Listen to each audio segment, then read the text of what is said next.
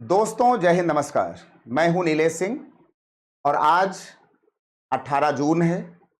आज के ही दिन यानी 18 जून 2021 के दिन भारत के वीर सपूत, एक महान सैनिक यमी कोर और एक महान एथलीट जिसने डंका बजाया पूरे विश्व में भारत का, मिल्खा सिंह जी ने हम सभी से विदा लिया। यानी आज के ही दिन 18 जून 2021 को इस महान एथलीट ने दुनिया को अलविदा कहा। शायद ही पूरे विश्व में ऐसा कोई शख्स होगा जो मिल्खा सिंह के नाम से परिचित ना रहा हो। हमें भी मौका मिला 2021 के पहले, मैं समझ रहा हूं 2019 या 20 के आसपास, या कोरोना के आने के पहले, मैं बात कर रहा हूं 2017 और 18 के आसपास। 2017 और 18 के आसपास मुखर्जी नगर दिल्ली में पैरामाउंट कोचिंग के फंक्शन में as a chief guest Milkha Singh ji को आमंत्रित किया गया था। और ये हमारा सौभाग्य रहा, या जो लोग उस पैरामाउंट कोचिंग के उस सम्मान समारोह में शामिल थे, ये उनका सौभाग्य था कि मिल्खा सिंह जी उस सम्मान समारोह में आए थे। ये बहुत ही बड़ी बात थी कि इतनी बड़ी शख्सियत को हम लोगों ने अपनी आंखों से नज़दीक से देखा, उनसे हाथ मिलाया, उनसे बात की, तो ये बहुत ही गर्व का विषय रहा होगा। इसके पहले क्योंकि मिल्खा सिंह जो थे वो आर्मी के थे और आर्मी में इनका कोर रहा EME यानी इलेक्ट्रॉनिकल मैकेनिकल इंजीनियरिंग, और उसका सेंटर होता है सिकंदराबाद में। और हमारे जो फादर हैं, हमारे जो पापा थे, वो भी सिकंदराबाद में इन्हीं की कोर में थे, यानी कि EME कोर में हमारे फादर और मिल्खा सिंह जी का सेम कोर था, सेम ट्रेनिंग सेंटर था। तो हम लोग जब बहुत छोटे थे, जब कुछ जानते भी नहीं थे कि मिल्खा सिंह कौन है, ओलंपिक्स क्या होते हैं, ट्रैक एंड फील्ड क्या होती है, तब हमारे फादर ने पहली बार हम लोगों को ये बताया करते थे कि मिल्खा सिंह जो हैं वो हमारे सेंटर के हैं, यानी सिकंदराबाद सेंटर के हैं, हमारे EME कोर के हैं। जब मैं कुछ बड़ा हुआ तब मैं इनकी शख्सियत से और इनके जो कार्य थे उनसे मैं परिचित होता हूं। मिल्खा सिंह जी का जो जन्म होता है वो 20 नवंबर 1929 को पंजाब प्रांत पाकिस्तान के गोविंदपुरा इलाके में होता है। लेकिन बंटवारे के समय इनके माता पिता, इनके भाई बहन, इनके संबंधियों को, इनके वहाँ के दोस्तों को, जानने वालों को वहाँ पर मार दिया जाता है। किसी प्रकार से मिल्खा सिंह जी जो बहुत ही छोटे थे, महज इनकी उम्र हो सकता है कि 12 साल से 14 साल के बीच में रही हो, छिपते भागते हुए किसी तरीके से, किसी माध्यम से ये वहाँ से भागकर ये दिल्ली पहुँचते हैं। और दिल्ली में आकर इनको एक अस्थायी आशियाने में यहाँ पर शरणार्थी के रूप में इनको शरण दी जाती है। और जहाँ तक मैं ये समझ पा रहा हूँ कि दिल्ली कैंट का जो अपना इलाका है, नारायणा के पास दिल्ली कैंट के जो कैंप बनाए गए थे, उसी कैंप में मिल्खा सिंह जी की अस्थायी व्यवस्था हुई। जैसा कि हमने भाग मिल्खा भाग पिक्चर में इनकी पूरी कहानी को देखा था, तो मैं उस बात को समझ रहा हूं कि ये चीज कैसे हुई होगी।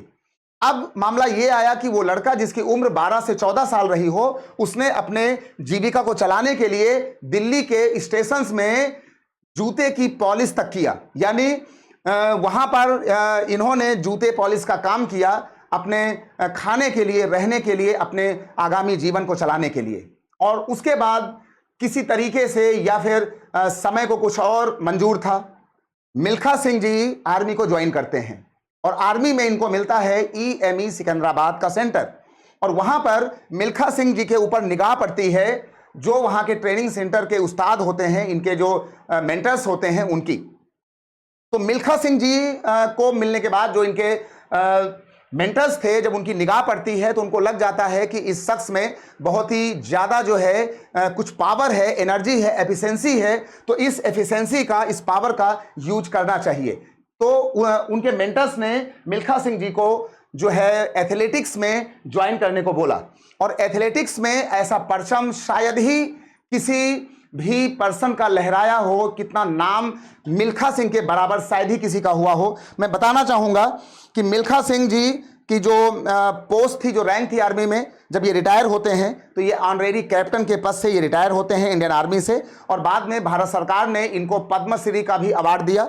इनको जो पहला अवार्ड मिलता है वो मिलता है 1958 में, गोल्ड मेडल 440 यार्ड की एक दौड़ हुई थी। इसके बाद आते हैं Asian games. Asian games 1958 Tokyo, 1958 Tokyo में एक बार फिर से 200 एंड 400 मीटर, 1962 जकार्ता में 400 मीटर और 1962 जकार्ता में ही 400 इंटू 4 जो है रिले रेस में इनको चारों स्पर्धा में गोल्ड मेडल दिया गया, यानी 1958 टोक्यो एंड 1962 में जकार्ता में। इसके बाद नेशनल गेम्स में कटक में 1958 में, फिर दोबारा 1958 कटक में 200 मीटर 400 मीटर में गोल्ड मेडल और 1964 कटक के 400 के मीटर में इनको एक बार फिर से रिले रेस में इनको सिल्वर मेडल मिलता है। 1964 के कटक में 400 मीटर में इनको मिलता है सिल्वर मेडल और इसके पहले 58 में इनको जो है 400 और 200 मीटर की रेस में इनको मिला था गोल्ड मेडल।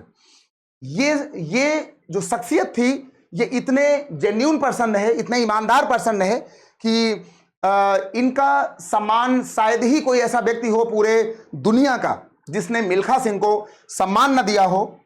तो आज 18 जून के दिन, 18 जून 2021 के दिन ऐसी महान शख्सियत ने पूरे देश, पूरी दुनिया से, हम सभी से अलविदा कहा।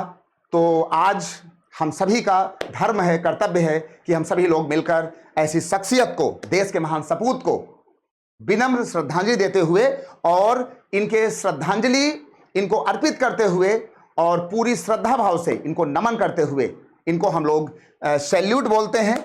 और ऐसे शख्सियत भारतवर्ष में यानी दुनिया में यदा कदा ही पैदा होते हैं।